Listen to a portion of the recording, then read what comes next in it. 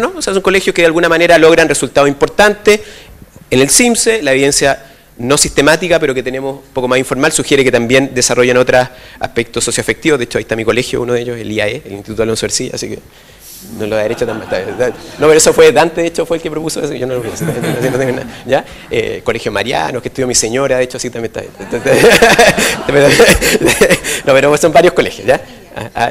Y uno cuando ve, de alguna manera, llega a un número que es bastante parecido al de abajo, que son como gastar algo así como $170.000 pesos mensuales por alumno. Cuando uno mira los dos números, uno implica un aumento de 80.000, el otro implica del orden de 90.000, ¿ya? Que es básicamente lo mismo. Si uno multiplica por el número de niños, llega a un número que es bastante grande, que es en régimen $5.500 millones adicionales, ¿ya? Uno puede hacer un ajuste, decir que en verdad las cohortes van a ser más chicas ahora, entonces en verdad hay menos niños, tenemos cierta incertidumbre, como ustedes saben, estos días respecto de eso, pero llegaremos a 4.500 si quieren, ¿está bien o no? 4.000, y no 5.500, en verdad es mucha más plata, ¿ya? Entonces eso es lo primero, un aumento de recursos, y para eso nosotros creemos que se puede gastar en potenciar dos dimensiones que están actualmente en operación en el sistema y crear una nueva dimensión que creemos que es importante. Primero, aumentar la subvención pareja, no de modo parejo, de modo gradual, la subvención básica, ¿no es cierto?, que hoy día tiene básicamente un valor en torno a 40 y tantos mil pesos, ¿no es cierto?, que eso se aumente, entonces aumenta la base, pero también queremos fortalecer la ley CEP. La ley CEP ha sido muy importante, la subvención escolar preferencial ha llegado recursos a los grupos más vulnerables, cada vez está entregando más dinero, pero creemos que hay una serie de ajustes que son súper importantes cuando uno empieza a mirar la operación, ¿ya? Una de las cosas, en primer lugar, la diferenciación en términos de valor que probablemente tiene la subvención es menor de la que uno quisiera. Debería haber más recursos para los niños más pobres, hay bastante investigación sobre eso. Y hay un segundo tema que es bastante, cuando uno se mete, yo me tocó verlo haciendo una investigación con Osvaldo Larrañaga y Claudia Martínez de la Universidad de Chile, que es cuando uno se mete en la realidad, en verdad pasan cosas que no se notan cuando uno mira los datos de arriba. Por ejemplo, la subvención CEP se define año a año, ¿está bien? Entonces, la idea de este principio es que, mira, yo te digo, tú eres un niño prioritario, y si tú eres un niño prioritario, yo voy a llegar más recursos, porque justo, ¿no es cierto?, quiero que los colegios sepan que tú vas a tener más recursos, pero como dura un año, y los niños estudian 14 años, ¿no es cierto?, y yo tengo que ver en qué proyecto educativo me meto, no es evidente que yo me meta en el año 1 en un proyecto educativo y no sepa si en verdad el día de mañana a lo mejor voy a tener que pagar un financiamiento compartido, o el colegio, ¿no es cierto?, eventualmente diga, mira, en verdad este niño que era prioritario en el 2004, ahora, perdón, después, en el 2010, ahora no va a ser prioritario.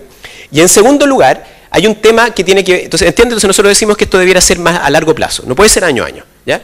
Los únicos niños que tienen una cosa más a largo plazo son los niños del Chile Solidario. Son los únicos niños que son un pedacito de los niños de la subvención CEP, ¿ya? Entonces, ir más allá. Y en segundo lugar, nosotros también creemos que la subvención, esta en particular, se origina en algo que es permanente, ¿ya? O sea, básicamente, niños que, por ejemplo, tienen educación de la madre más baja, ¿no es cierto?, son más complicados de educar, ¿no es cierto?, discúlpenme mi palabra economicista, más costosos de educar, ¿no es cierto?, y eso es algo permanente, no porque el hogar de repente, ¿no es cierto?, le fue bien, ¿no es cierto?, un año en que, no sé, por el producto que vendían en la feria, ¿no es cierto?, subió de precio, porque subió el precio de los alimentos, anda a saber tú, ¿no es cierto?, de alguna manera recibieron unas luquitas adicionales, entonces pierden la subvención escolar preferencial. Aparte de los incentivos perversos que genera eso, que yo no creo que sean demasiado importantes, el punto fundamental es que esto es una característica permanente, ¿ya? Entonces, de alguna manera uno podría simplificarla. De hecho, no sé, en septiembre, por ejemplo, en términos prácticos, en septiembre del año 2012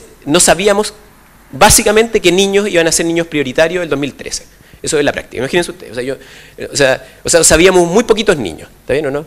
¿Ya? Entonces, eso no puede ser, ¿cachai? O sea, de alguna manera, entonces, ¿y eso por qué es? Porque el algoritmo con que se calcula si el niño es prioritario tiene 25 cosas distintas, ¿no es cierto? Y cambia, hay un ranking y no los tenemos los datos y los datos llegan cuando, en fin. ¿Ya? Entonces, simplificar, aumentar valor, creemos que esto puede tener de alguna manera algo importante, puede generar algo importante. Te hago una propuesta. Estaban contemplados 5 minutos para que tú, después de que Ernesto y Mariana expusieran, tú volvieras a exponer.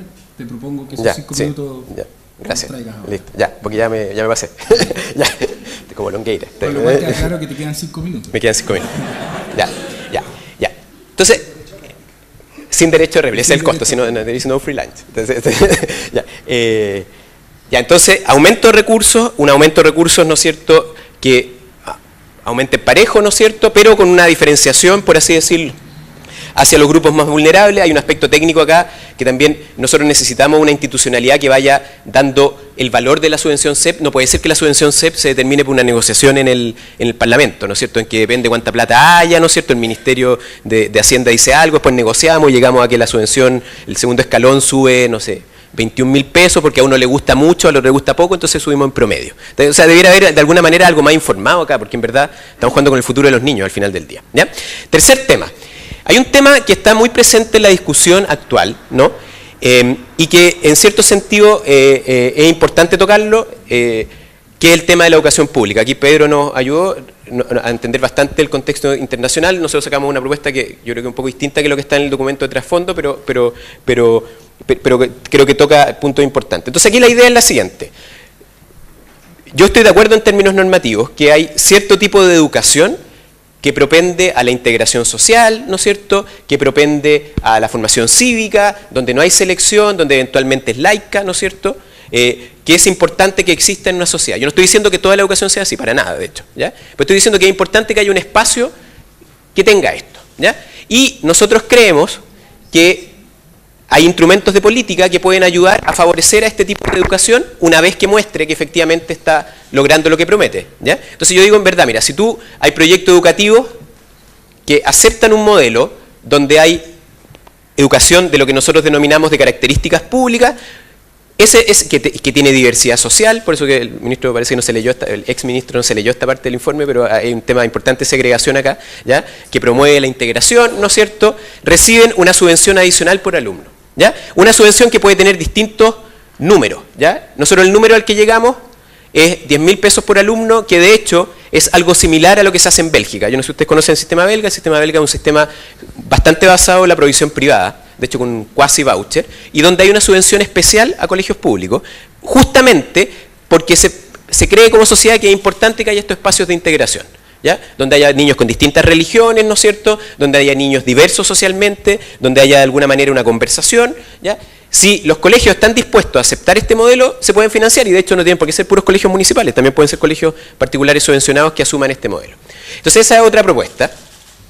Después hay un tema ¿se entendió más o menos? Entonces, subvención, aumento de recursos, que además nosotros estamos pidiendo que los colegios también desarrollen habilidades socioafectivas, entonces también se necesita plata, ¿está bien o no? Entonces hay un aumento de recursos importante, hay un aumento de recursos con foco especial en los alumnos prioritarios, mejorando la ley, ¿no es cierto?, mejorando el funcionamiento, y en tercer lugar aparece esta subvención, que en verdad es una subvención que en términos de costo es bastante barata, por lo demás, ¿ya?, pero que de alguna manera, o sea, son 240 millones de dólares, o sea, igual es harta plata, ¿está bien o no?, pero no es el orden de magnitud, ¿no es cierto?, es bastante más chico que la que hablábamos antes, ¿ya?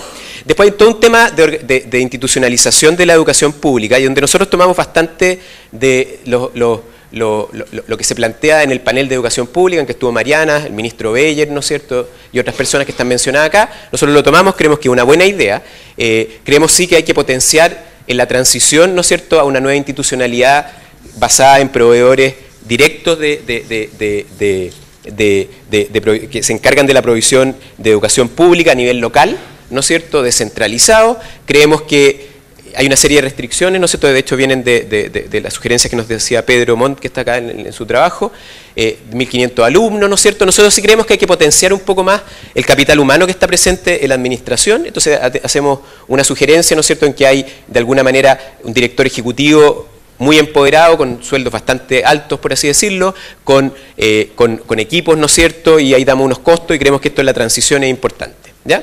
Hay costos indirectos de esta política que tiene que ver con el traslado de escuela a las unidades, ¿no es cierto?, que pueden ser costos por una vez.